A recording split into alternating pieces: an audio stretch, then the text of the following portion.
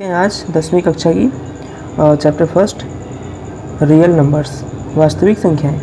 तो class 9th में हमने पढ़ा था संख्या पद्धति में, उसको थोड़ा सा रिवाइज कर लेते हैं, उसके आगे हम देखते हैं कैसे होता है क्या। तो जो पहला दिया हुआ है, सबसे पहले हम सीखेंगे कि संख्याओं के बारे में, संख्याओं के प्रकार में प्राकृतिक संख्याएँ क्या होती हैं। तो प्राकृतिक संख्याएँ 1, 2, 3, 4 ये सभी संख्याएं क्या कहलाती हैं? प्राकृतिक संख्याएं कहलाती हैं। यानी कि इसमें शून्य सम्मिलित नहीं है, ऐसी संख्याओं को क्या कहते हैं? प्राकृतिक संख्याएं।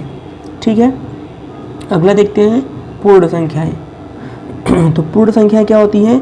इन्हीं प्राकृतिक संख्याओं के समूह में यदि हम शून्य को भी शामिल कर लेते हैं तो क्या बन जाता है?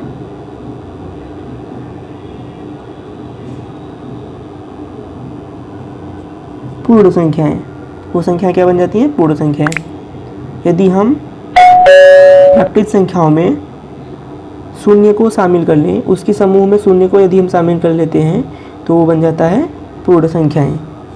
ठीक है, तो इसी तरह से अगला भी है पूर्णांक संख्याएं। क्या होती है? पूर्णांक संख्या जिन्हें हम इंटीजर्स भी कहते हैं। यदि हम पूर्ण संख्याओं के समूह में प्राकृतिक संख्याओं के ऋणात्मक मान भी सम्मिलित कर लेते हैं, जैसे -1, -2, -3, ... 0, 1, 2, 3 आदि, ये सभी क्या बन जाती हैं? पूर्णांक संख्याएं। अब देखिए, पूर्णांक संख्याएं आपने 9th में पढ़ा ही है कि क्या क्या होती हैं। इन सभी को कहते हैं ऋणात्मक पूर्णांक और इन सभी को कहते हैं धनात्मक पूर्णांक। जी हाँ, जो शून्य से बड़े होते हैं, जिनका मान शून्य से बड़ा होता है उन्हें धनात्मक पूर्णांक, और जिनका मान शून्य से छोटा होता है उन्हें ऋणात्मक पूर्णांक, और शून्य को शून्य पूर्णांक कहा जाता है। ठीक है, तो चलिए देखते हैं परिमेय संख्याएं। परिमेय संख्याएं क्या होती हैं? जिन्हें हम p/q के रूप में लिख सकते हैं, p/q के रूप में लिख सकते हैं, और जो q है वो 0 के बराबर ना हो, तो ऐसी सभी संख्याओं को क्या कहते हैं? परिमेय संख्याएं। यानी कि जैसे हम एक उदाहरण लेते हैं परिमेय संख्याओं का।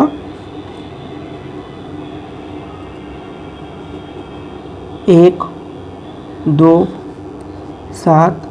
ठीक है, देखिए अब यहाँ पर 7 है, यहाँ से चालू करते हैं स्टार्ट। 7 है, 7/1 लिखा जा सकता है इसको। ठीक है, ये 7/1 लिखा जा सकता है। तो ये देखिए p/q के रूप में लिखा गया। ठीक है, और ये 0 के बराबर ना हो, क्योंकि 0 से भाग देना संभव नहीं है। तो और ऐसी संख्याओं को ले सकते हैं जैसे 3/2। 3/2 देखिए, ये भी, ये ऊपर p है, नीचे q है। q जो है 0 से बड़ा होना चाहिए हर दशा में। तो ये हो गई परिमेय संख्याएं। अब अपरिमेय संख्या क्या होती, किसे कहते हैं? ऐसी संख्याएं जिनका हम जिनको हम p/q के रूप में न लिख सकें। सीधी सी बात है, जिनको हम p/q के रूप में न लिख सकें।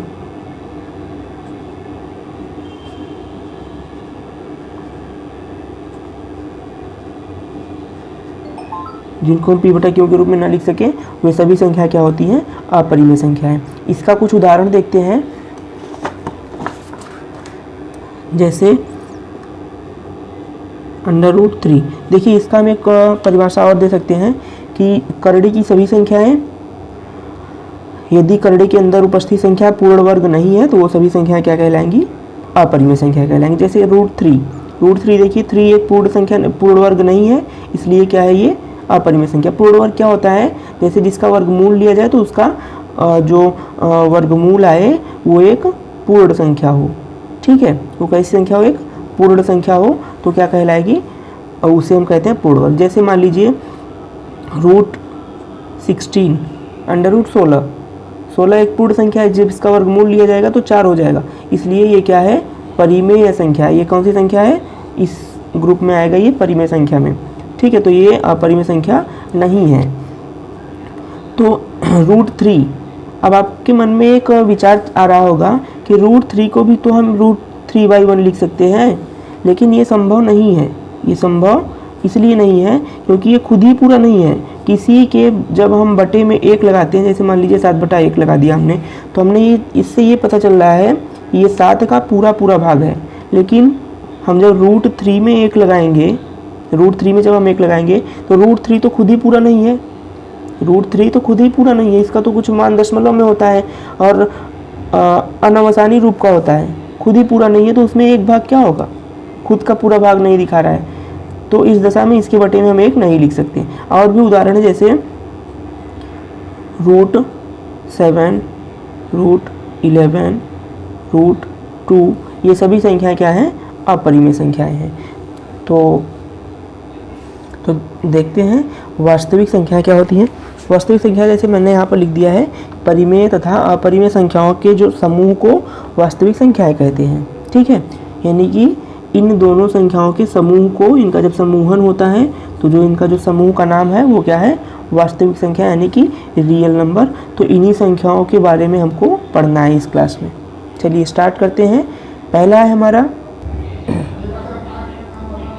यूक्लिड विभाजन प्रमेयिका।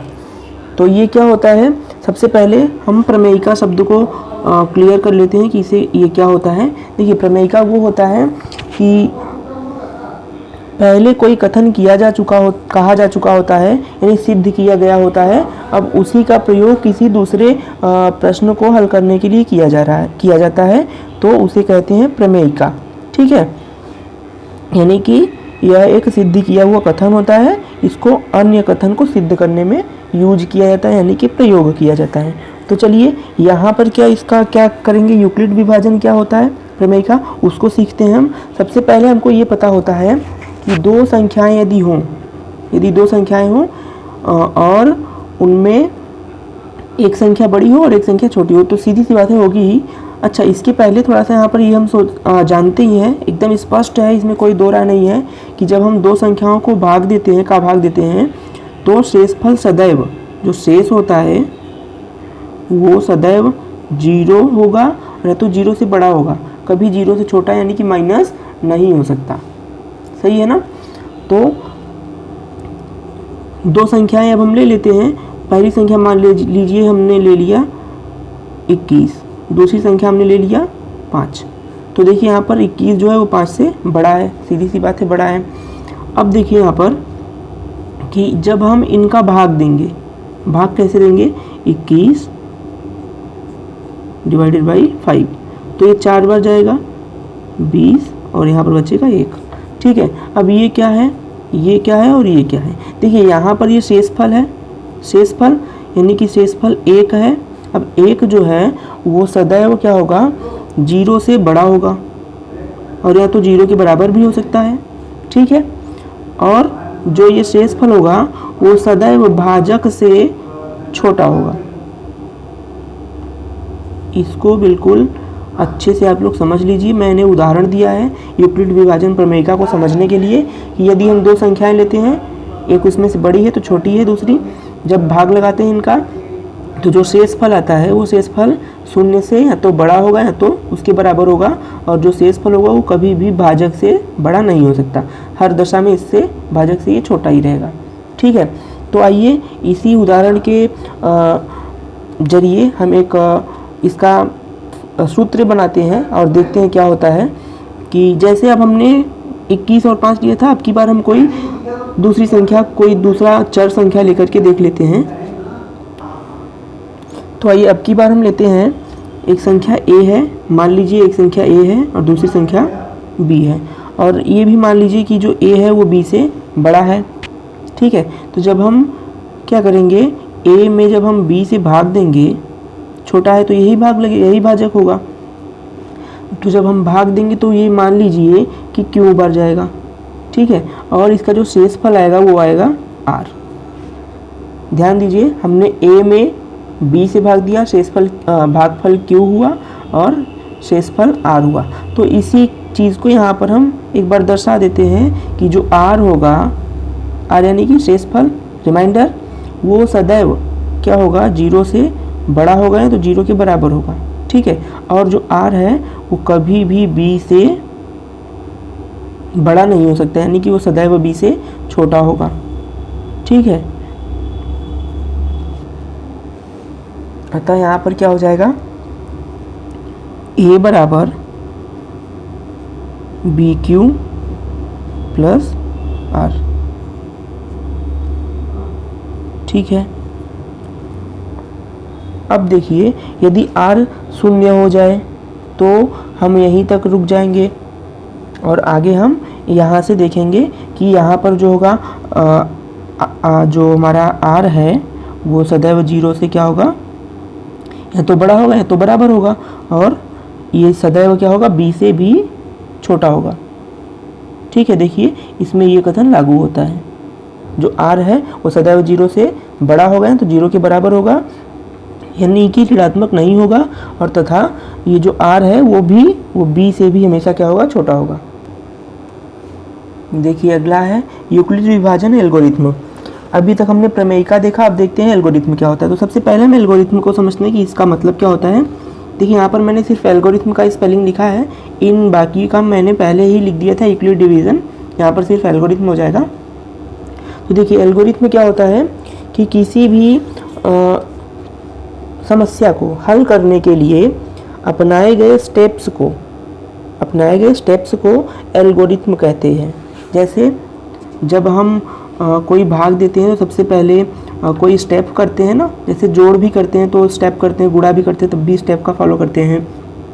तो ऐसे ही यहाँ पर भी किसी भी प्रमेयिका को, यानी किसी भी क्वेश्चन को हल करने के लिए उसमें जो हम स्टेप्स को फॉलो करते हैं वही क्या कहलाता है, हमारा एल्गोरिथ्म कहलाता है।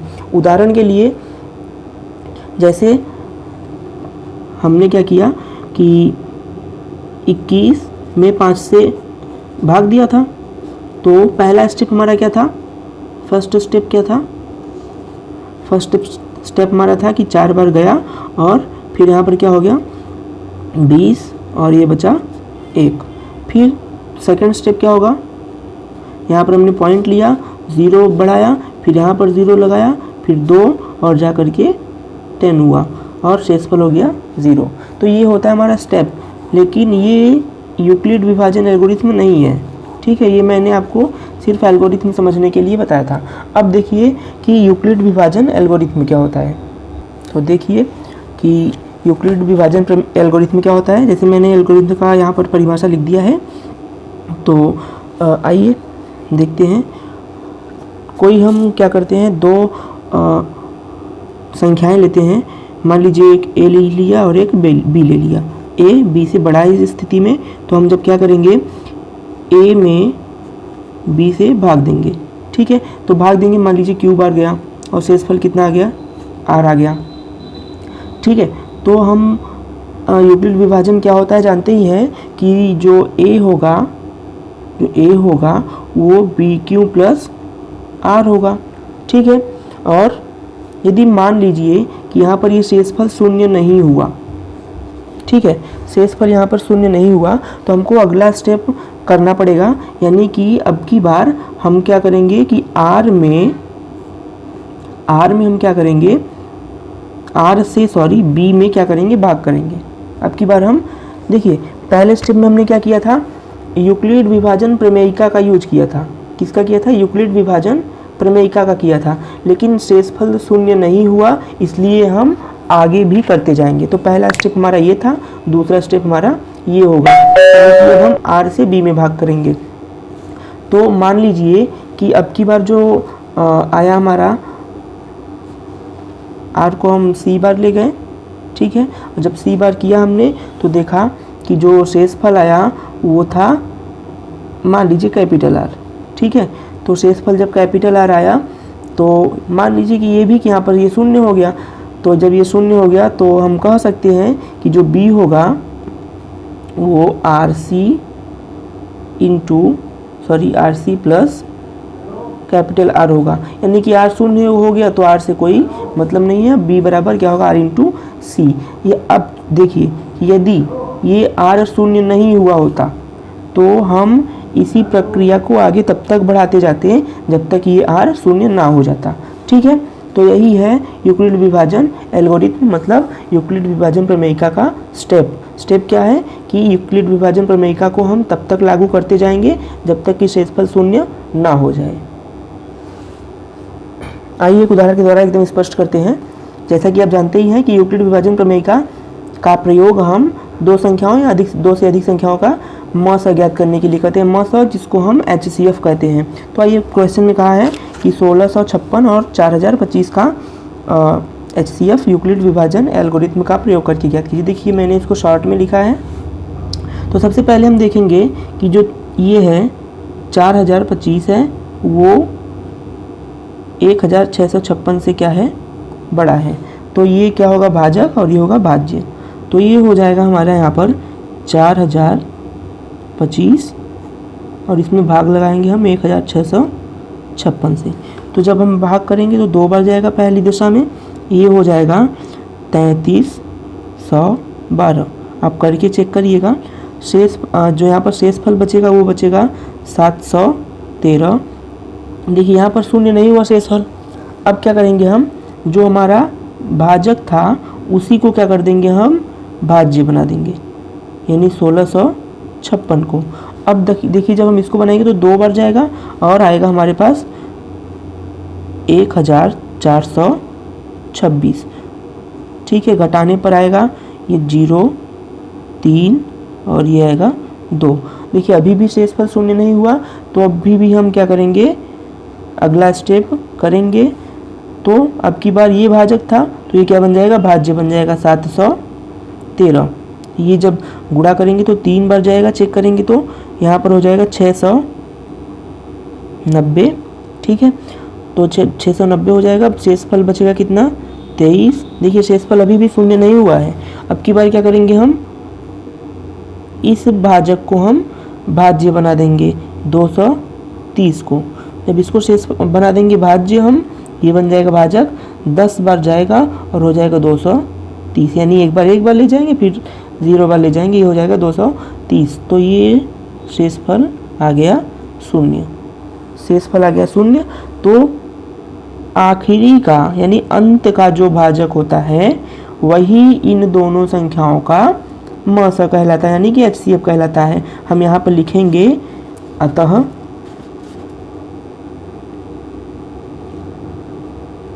1656 और 4025 का HCF 23 है। कितना है, 23। मैं उम्मीद करता हूँ कि आपको ये काफ़ी अच्छे समझ में आया होगा।